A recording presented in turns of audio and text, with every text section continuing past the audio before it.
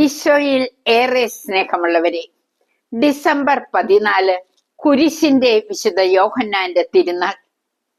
ആവിലായ്ക്ക് സമീപമാണ് ജനനം. ദരിദ്രം മൂലം ചെറുപ്പത്തിൽ തന്നെ ഒരു ഹോസ്പിറ്റലിൽ രോഗി ശുശ്രൂഷയിൽ ഏർപ്പെട്ടു. എന്നാൽ അദ്ദേഹം കർമ്മലീത്ത സഭയില് ഒരു തുണ സഹോദരനായി പിന്നീട് ചേർന്നു. ആ പുണ്യവും പ്രായശ്ചിത്തവും കണ്ട് അധികാരികൾ അദ്ദേഹത്തിന് പട്ടം നൽകി. കുത്തഴിഞ്ഞ കർമ്മലീത്ത സഭയിലെ ജീവിതം മനം മടുത്ത അദ്ദേഹം അമ്മ ത്രേസ്യയോട് ചേർന്ന് സഭ നവീകരിക്കാൻ പുറപ്പെട്ടു. നിഷ്പാദക കർമ്മലീത്ത സഭയുടെ ആദ്യ പ്രിയോറായി.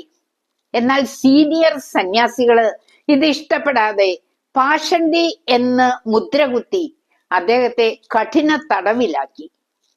കുത്തഴിഞ്ഞ ആ ജീവിതം അവര് ക്രൂരമായി പെരുമാറി. ചെറിയൊരു മുറി, വിസർജനത്തിനൊരു ചെറിയ പാത്രം, അത് ക്ലീൻ ചെയ്യാനും ദിവസവും അനുവദിച്ചിരുന്നില്ല.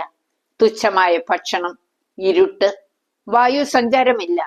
9 മാസത്തോളം സഹിച്ചു. യേശു പ്രത്യക്ഷപ്പെട്ട് ചോദിച്ചു, ഈ സഹനത്തിന് നിനക്കെന്ത് സമ്മാനം തരണം?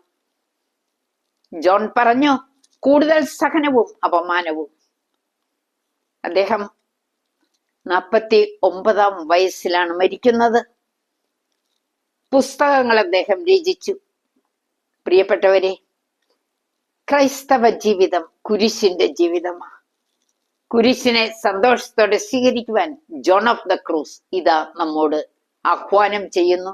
ദൈവത്തിന്റെ കൃപ എല്ലാ സഹനത്തിലും എല്ലാവർക്കും ലഭിക്കട്ടെ എന്ന് പ്രാർത്ഥിക്കുന്നു, ആശംസിക്കുന്നു.